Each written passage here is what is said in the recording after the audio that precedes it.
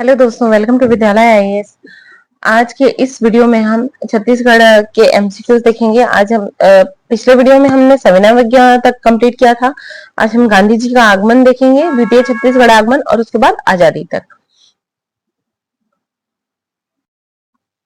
इससे पहले अगर आपने अभी तक विद्यालय को सब्सक्राइब नहीं किया है तो प्लीज चैनल को सब्सक्राइब करें, वीडियो को लाइक करें, शेयर करें। आगे हमारी पंचायती राज की क्लासेस चलने वाली हैं, बहुत ही इस बार अच्छे से पढ़ेंगे, डीप से पढ़ेंगे, क्योंकि पिछली बार इलेक्शंस भी हुए हैं तो उसमें से ज्यादा क्वेश्चन आने की संभावना है। पहला क्वेश्चन है, 1933 में गांधी जी को भाषण के लिए आमंत्रित करने वाले राजकुमार कॉलेज के प्राचार्य का नाम क्या है? 1933 में छत्तीसगढ़ में गांधी जी का द्वितीय आगमन हुआ था। ठीक है, इसी आगमन से ना जो राजकुमार कॉलेज रायपुर के प्रिंसिपल थे स्मिथ पियर्स। ठीक है, इसमें स्मिथ पियर्स ने क्या किया था, इनको राजकुमार कॉलेज में इनवाइट किया भाषण देने के लिए। अगला है, गांधी जी का छत्तीसगढ़ में दूसरी बार आने का क्या उद्देश्य था? देखिए, टाइम था सविना अवज्ञा आंदोलन सेकंड का। ठीक है, लेकिन आने का प्रमुख कारण था अछूतोद्धार। तब ये भारत में, मतलब गांधी जी पूरे भारत में अछूतोद्धार आंदोलन चला रहे थे। ठीक है, उसी आंदोलन को एक नई दिशा देने के लिए, फिर उसके प्रचार प्रसार के लिए छत्तीसगढ़ में इनका आगमन हुआ था। पर यहाँ की इनको पता चला कि पंडित सुंदरलाल शर्मा ने वो काम पहले ही, जैसे अछूतों को या फिर जो निम्न वर्ग के लोग थे उनको पहले मंदिर प्रवेश पर प्रतिबंध लगाया जाता था। ठीक है, तो क्या किया था उन्होंने, सुंदरलाल शर्मा ने पहले कोशिश किया था राजीव लोचन मंदिर में प्रवेश कराने का। तो लेकिन वो वहां के लोगों के कारण नहीं हो पाया, क्योंकि बहुत बहुत ज्यादा विरोध हो रहे थे। तो उन्होंने क्या किया, पास की ही एक मंदिर में प्रवेश कर दिया, मंदिर में सभी का प्रवेश करवा दिया, निम्न वर्ग के लोगों का। तो छत्तीसगढ़ में अछूतोद्धार आंदोलन गांधी जी के आने के पहले ही यहाँ पे कामयाब हो चुका था, पंडित सुंदरलाल शर्मा जी की वजह से। तो जब गांधी जी को यही पता चलता है कि पंडित सुंदरलाल शर्मा ने इनको ये काम पहले ही कर दिया है, तो गांधी जी पंडित सुंदरलाल शर्मा को अपना गुरु कह के बुलाते हैं। भारत के राष्ट्रपिता गांधी जी का प्रथम छत्तीसगढ़ प्रवास 20 दिसंबर 1920 को हुआ, असहयोग आंदोलन के समर्थन हेतु आए थे, जबकि द्वितीय प्रवास 22 नवंबर 1933 को अछूतोद्धार कार्यक्रम के तहत छत्तीसगढ़ आए थे। देखिए, अगर अछूतोद्धार नहीं होता तो बेशक आप सविना अवज्ञा आंदोलन सेकंड ले सकते थे, लेकिन मुख्य कारण उनका आने का था अछूतोद्धार कार्यक्रम। अगला है, इस राज्य में अस्पृश्यता उन्मूलन के लिए कार्य करने वाले प्रथम व्यक्ति कौन रहे? प्रथम व्यक्ति कौन रहे? पंडित सुंदरलाल शर्मा। इन्होंने क्या किया था, अछूतोद्धार कार्यक्रम के माध्यम से मंदिरों में प्रवेश कराकर अस्पृश्यता का उन्मूलन कार्य किया था। अगला है, निम्न कथन पढ़िए। 29 जुलाई 1938 को छत्तीसगढ़ के पंडित रविशंकर शुक्ल ने मध्य प्रांत के द्वितीय कांग्रेस मंत्रिमंडल का गठन किया। इस मंत्रिमंडल ने प्रांत में विद्या मंदिर योजना प्रारंभ की और 8 नवंबर 1939 को इस मंत्रिमंडल ने त्याग पत्र दे दिया। तो देखिए, यहाँ पे जो विद्या मंदिर योजना है ना, इस पॉइंट को पकड़ना है। मंत्रिमंडल दो टाइम गठित किया गया था, एक 1937 में खरे मंत्रिमंडल, 1937 में खरे मंत्रिमंडल, और खरे मतलब तब मुख्यमंत्री कौन बने थे? BN खरे। ठीक है, खरे जी बने थे। और जो द्वितीय मंत्रिमंडल बना था उसमें रविशंकर शुक्ल क्या बने थे? मुख्यमंत्री बने थे। और पहले मंत्रिमंडल में ये क्या रहे? शिक्षा मंत्री रहे थे। ठीक है, पहले मंत्रिमंडल ने विद्या मंदिर योजना प्रारंभ की थी, दूसरे मंत्रिमंडल ने नहीं की थी। ठीक है, और 8 नवंबर 1939 को इस मंत्रिमंडल ने त्यागपत्र दे दिया था। ये भी बिल्कुल सही है, तो आंसर हमारा क्या हो जाएगा? डी। 1 और 3 सही। अब देखते हैं प्रथम मंत्रिमंडल। प्रथम मंत्रिमंडल का गठन 14 जुलाई 1933 को हुआ था। नारायण भास्कर खरे, NB खरे। ठीक है, NB खरे, NB के इन्होंने क्या मुख्यमंत्री बने थे इसमें, और इसमें शिक्षा मंत्री बने थे पंडित रविशंकर शुक्ला। घनश्याम सिंह गुप्त अध्यक्ष थे इस मंत्रिमंडल के। और इसी दौरान विद्या मंदिर योजना या शिक्षा मंदिर योजना लागू की गई थी। और जैसे ही डॉक्टर खरे का क्या आया, त्याग पत्र आया 29 जुलाई 1938 को, तो फिर ये जो मंत्रिमंडल था ये भंग हो गया था। ठीक है, और द्वितीय, फिर उसके बाद 29 जुलाई 1938 को ही द्वितीय मंत्रिमंडल का गठन होता है, जिसमें मुख्यमंत्री बनते हैं पंडित रविशंकर शुक्ल, मध्य प्रांत के गवर्नर रहते हैं ई राघवेंद्र राव, विधानसभा अध्यक्ष घनश्याम सिंह गुप्ता।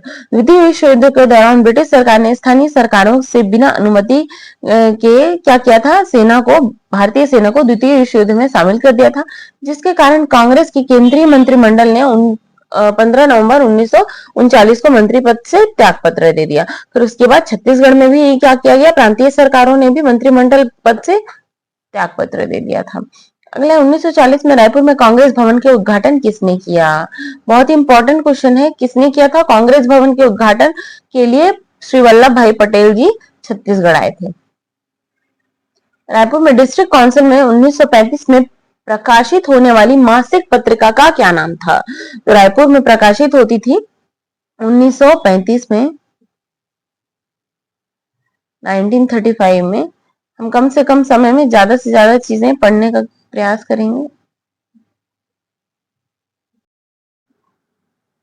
अगला है, रायपुर में डिस्ट्रिक्ट काउंसिल में 1935 में प्रकाशित होने वाली मासिक पत्रिका का क्या नाम था? मासिक पत्रिका का क्या नाम था यहाँ पर? उत्थान। ठीक है, उत्थान मासिक पत्रिका प्रकाशित होती थी रायपुर में। अगला है, और किसके द्वारा ये प्रकाशित की जाती थी? सुंदरलाल त्रिपाठी, सुंदरलाल त्रिपाठी। ठीक है, अगला है, छत्तीसगढ़ में राष्ट्रीय जागरण को बढ़ावा देने के लिए 1935 में नागपुर से साप्ताहिक हिंदी पत्रिका महाकोशल की शुरुआत किसने की थी? महाकोशल का जहां नाम आया वहां पे पहला नाम आपके दिमाग में आना चाहिए, पंडित रविशंकर शुक्ल। इन्होंने क्या किया था? नागपुर से महाकोशल की शुरुआत की थी। साप्ताहिक पत्रिका था ये, हिंदी में छपता था। अगला है, 1937 के चुनाव के पश्चात मध्य प्रांत एवं बरार के विधानसभा के प्रथम मंत्रिमंडल में रविशंकर शुक्ल किस पद पर थे? ये भी क्वेश्चन आता है आपके, मैंने आपको अभी बताया था थोड़ी देर पहले। प्रथम मंत्रिमंडल में पंडित रविशंकर शुक्ल शिक्षा मंत्री के पद पर थे। ठीक है, और द्वितीय मंत्रिमंडल में क्या थे? ये मुख्यमंत्री बन गए 1938 वाले। इसमें प्रमुख पद देखते हैं। प्रथम मतलब जो खरे मंत्रिमंडल था उसके प्रमुख पद कौन कौन से थे? प्रधानमंत्री या मुख्यमंत्री थे नारायण भास्कर खरे, शिक्षा मंत्री थे रविशंकर शुक्ल, अध्यक्ष रहे घनश्याम सिंह गुप्त, स्थानीय स्वशासन मंत्री द्वारिका प्रसाद मिश्र। या स्थानीय स्वशासन मंत्री मतलब जो पंचायती राज को कंट्रोल कर रहा था, पंचायती राज तो तब आया नहीं था, मतलब स्थानीय स्वशासन को कंट्रोल कर रहा था, पंचायती राज तब नहीं आया था। ठीक है, मतलब पंचायती राज जैसे स्थानीय शासन को जो बॉडी रेगुलेट कर रही है, जो छोटे छोटे मुद्दे देखती है, उनके मंत्री थे द्वारिका प्रसाद मिश्र। न्याय मंत्री रहे मोहम्मद यूसुफ शरीफ। ठीक है, जन कार्य मंत्री थे माधवराव देशमुख, जन कार्य मंत्री माधवराव देशमुख। वित्त मंत्री रहे DS मेहता। पूछता है कि खरे मंत्रिमंडल में विपक्ष के नेता कौन थे? ठीक है, विपक्ष के नेता थे ई राघवेंद्र राव, उसको भी याद रखना है। राजस्व मंत्री है पुरुषोत्तम बलवंत गोले, और नेता प्रतिपक्ष सबसे इंपॉर्टेंट है यहाँ पर हमारे ई राघवेंद्र राव है प्रतिपक्ष। ठीक है, वित्त मंत्री DS मेहता, दुर्गा शंकर मेहता। अगला है, व्यक्तिगत सत्याग्रह के दौरान निम्नलिखित में से किसने इस राज्य में इसका प्रारंभ किया था? ठीक है, व्यक्तिगत सत्याग्रह चला था, व्यक्तिगत सत्याग्रह, और मतलब पूरे भारत में इसका आंदोलन कौन करेगा, इस आंदोलन का कौन करेगा नेतृत्व? इसका आंसर मुझे कमेंट बॉक्स में जरूर बताइएगा। फिलहाल छत्तीसगढ़ में करते हैं पंडित रविशंकर शुक्ल। अगर आप नहीं बता पाएंगे, मैं कल इसका आंसर आपको दे दूंगी अगले वीडियो में जब भी हम बात करेंगे, या फिर आप कमेंट बॉक्स में डाल दीजिएगा। ठीक है, पंडित रविशंकर शुक्ल ने छत्तीसगढ़ में व्यक्तिगत सत्याग्रह का क्या किया था? शुरुआत किया था। फिर उसके बाद लोग जुड़ते गए थे। ठीक है, हर जगह पे व्यक्तिगत सत्याग्रह हुए थे, जैसे रायपुर, बिलासपुर, दुर्ग। ठीक है, तो रायपुर में किया था पंडित रविशंकर शुक्ल और यति रतनलाल जैन ने। ठीक है, 1940 का टाइम चल रहा है व्यक्तिगत सत्याग्रह। बिलासपुर से किया था रामगोपाल तिवारी, ज्वाला प्रसाद मिश्र, यदुनंदन प्रसाद श्रीवास्तव, बैरिस्टर छेदीलाल, चिंतामणि उत्तलवार। दुर्ग से घनश्याम सिंह गुप्त, रत्नाकर झा, वाईवी तामसकर, मोहनलाल बाल्कीवाल। और धमतरी से एकमात्र थे व्यक्तिगत सत्याग्रही छोटेलाल श्रीवास्तव। 8 अगस्त 1941 को व्यक्तिगत सत्याग्रह में भाग लेने वाले छत्तीसगढ़ के कार्यकर्ताओं को ललितपुर के पास गिरफ्तार किया गया था। ललितपुर आता है एक मलकानपुर का जिक्र आता है। ठीक है, व्यक्तिगत सत्याग्रह के टाइम में ललितपुर में गिरफ्तार किया गया था और भारत छोड़ो आंदोलन के टाइम में मलकानपुर में गिरफ्तार किया गया था। ठीक है, जितने भी सत्याग्रही थे या फिर मतलब व्यक्तिगत सत्याग्रह के टाइम जितने भी व्यक्तिगत सत्याग्रही थे, इनको ललितपुर के पास गिरफ्तार किया गया था 8 अगस्त 1941 को। और भारत छोड़ो आंदोलन जब चल रहा था तो तब वो टाइम था 9 अगस्त 1942। ठीक है, 9 से 10 अगस्त 1942 दोनों दिन गिरफ्तारियां हुई थी। फिर उसके बाद विशाल जुलूस, विद्यार्थी जुलूस, ये सब आयोजित किए गए थे भारत छोड़ो आंदोलन में। ठीक है, तो अभी तो हम क्या देख रहे हैं, व्यक्तिगत सत्याग्रह देख रहे हैं। 8 अगस्त 1941 का टाइम था, ललितपुर के पास इनको व्यक्तिगत सत्याग्रहियों को गिरफ्तार किया गया था और छत्तीसगढ़ के प्रथम व्यक्तिगत सत्याग्रही थे पंडित रविशंकर शुक्ल माने जाते हैं। ठीक है, और भारत में कौन है, यहाँ पे हमने जिक्र किया है विनोबा भावे। और दूसरे कौन रहे व्यक्तिगत सत्याग्रही, जवाहरलाल नेहरू। ठीक है, ऑल ओवर इंडिया भारत में सबसे प्रथम सत्याग्रही रहे विनोबा भावे और द्वितीय सत्याग्रही रहे जवाहरलाल नेहरू। देखिए, ये चूंकि व्यक्तिगत सत्याग्रह था इसीलिए कोई नेतृत्व नहीं कर रहा था। ठीक है, पंडित रविशंकर शुक्ल ने इनका नेतृत्व नहीं किया। पंडित रविशंकर शुक्ल सबसे पहले सत्याग्रही ही रहे, ये व्यक्तिगत सत्याग्रह था। अगला है, रायपुर षड्यंत्र केस के प्रमुख नायक कौन थे।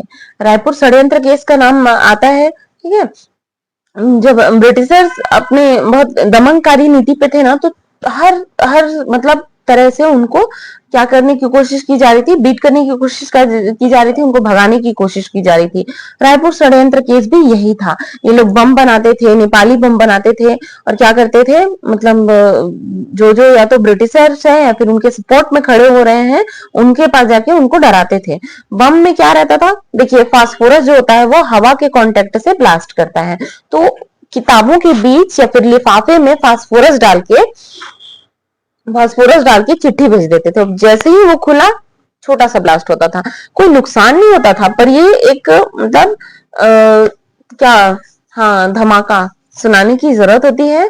तो वही बस उनको डराने के लिए किया जा रहा है कि मतलब छोटा सा ब्लास्ट हो, इससे किसी का नहीं बिगड़ता, लेकिन एक मानसिक डर बैठ जाता है। ठीक है, कि अगर हम अपने कार्य में नहीं रुके तो हमें क्या और नुकसान पहुंचाया जा सकता है, वो धमाका बड़ा भी हो सकता है। बस यही सब कारण था। ये बिलख नारायण अग्रवाल रहे, परसराम सोनी रहे। ठीक है, तो रायपुर षड्यंत्र केस में जिनका नाम आता है वो मुख्य नायक थे इनके परसराम सोनी। ठीक है, देखते हैं रायपुर षड्यंत्र केस को। ये कब चल रहा था, 1942 में चल रहा था। प्रमुख नेता रहे परसराम सोनी। विस्फोटक सामग्री और बम बनाना इनका काम था। मुखबिर थे शिवनंदन प्रसाद। ठीक है, और नरेंद्र सिन्हा नामक पुलिस अधिकारी था। ठीक है, मुखबिर मतलब घर का भी। ठीक है, किसने बता दिया जाके, मतलब नरेंद्र सिन्हा नामक एक पुलिस अधिकारी था जिसको शिवनंदन प्रसाद जाके बता देता है कि वहां पे परसराम सोनी है, वो ये सब काम कर रहा है, बम बना रहा है, आप लोग को डराएगा, ऐसे ऐसे करेगा। फिर उसके बाद नरेंद्र सिन्हा ने क्या किया था, परसराम सोनी को गिरफ्तार कर लिया था। और कब गिरफ्तारी हुई थी, 15 जुलाई 1942 को। ये असफल हो गया था। और इनके साथ ही अन्य नेता जो थे वो गिरिलाल लोहार, रणवीर सिंह शास्त्री, सुधीर मुखर्जी। रणवीर सिंह शास्त्री, सुधीर मुखर्जी, अगर आपको परसराम सोनी का नाम नहीं देता है तो आपको रणवीर सिंह शास्त्री याद रखना है, सुधीर मुखर्जी याद रखना है, दशरथ लाल दुबे, प्रेमचंद्र वासनिक, क्रांति कुमार भारतीय और बिहारी चौबे। क्रांति कुमार भारतीय और बिहारी चौबे, इन सबके नाम याद रखने हैं। ठीक है, निम्न में से किसके साथ छत्तीसगढ़ के परसराम सोनी जी का नाम जोड़ा जाता है। देखिए, तो ये यहाँ पे क्या बनाते थे, रिवॉल्वर भी बनाते थे, नेपाली बम या अग्नि बम भी बनाते थे, बुलेट और गोलियां भी बनाते थे और धुआं फैलाने वाले बम भी बनाते थे। ठीक है, ये रायपुर षड्यंत्र केस के तहत जो ये विस्फोटक सामग्रियां बनाई जा रही थी उनमें ये चारों चीजें बनाई जाती थी। रिवॉल्वर बनाए जाते थे, नेपाल बम या अग्नि बम बनाए जाते थे, बुलेट या गोलियां बनाई जाती थी, धुआं फैलाने वाले बम बनाए जाते थे। और यहाँ पे क्या हो जाएगा आंसर हमारा, सभी विकल्प सही है। अखिल भारतीय कांग्रेस कमेटी की बैठक से बंबई से लौटते हुए छत्तीसगढ़ के कांग्रेस नेता 9 अगस्त 1942 को निम्न में से किस स्थान पर गिरफ्तार हुए थे। देखिए, व्यक्तिगत सत्याग्रह के टाइम में अंग्रेजों मतलब असहयोग आंदोलन चला, फिर सविनय फर्स्ट चला, सेकंड चला। अंग्रेज इतना जान गए थे कि जब भी कोई आंदोलन अगला खड़ा होने वाला है तो हमारा सबसे पहला काम क्या होना चाहिए, जितने भी बड़े नेता रहे सबको गिरफ्तार करके अंदर कर दो, ताकि जो मतलब उससे वो आंदोलन ही दब जाए। ठीक है, तो 8 8 4 दूनी 8, ये टाइम याद रखना है। 8 8 42, 1942, नहीं नहीं जान पाएंगे तो 1942, ठीक है। 8 8 4 दूनी 8 यानी 8 अगस्त 1942 को ऑल ओवर इंडिया में भारत छोड़ो आंदोलन की घोषणा की गई थी, ठीक है। घोषणा की गई थी, तो अब घोषणा की गई तो अंग्रेज सबसे पहले क्या काम करेंगे, गिरफ्तारी का काम करेंगे। तो इन्होंने 9 अगस्त 1942 को जगह जगह से गिरफ्तारियां करनी चालू कर दी, जो जो बड़े नेता थे सब जेल के अंदर, ठीक है। तो कांग्रेस कमेटी की बैठक हुई थी बंबई में 1942 में, और यहीं पे घोषणा हुई थी भारत छोड़ो आंदोलन की, ठीक है। यहाँ से जब नेता अपने अपने राज्य लौट रहे थे तो उन सबको गिरफ्तार कर लिया गया था 9 तारीख को। तो जो छत्तीसगढ़ के नेता थे उनको भी गिरफ्तार किया गया था। कहाँ पर, मलकानपुर के पास। मैंने आपको 2 नाम बताए हैं। अगर व्यक्तिगत सत्याग्रह के टाइम गिरफ्तारी पूछेगा तो ललितपुर है, और अगर भारत छोड़ो आंदोलन के टाइम गिरफ्तारी का जगह पूछेगा तो वो मलकानपुर है, ठीक है।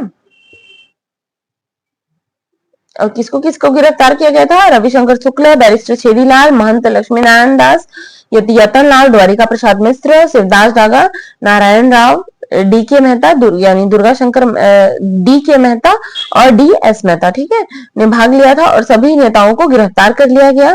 फिर उसके बाद मध्य प्रांत की सीमा थी मलकानपुर, वहां पे गिरफ्तार किया गया था। फिर उसके बाद जैसे 9 तारीख को गिरफ्तारी किया गया ना, फिर उसके बाद विशाल जुलूस आयोजन किया गया था रायपुर में, बिलासपुर में विद्यार्थियों का जुलूस आयोजन किया गया था।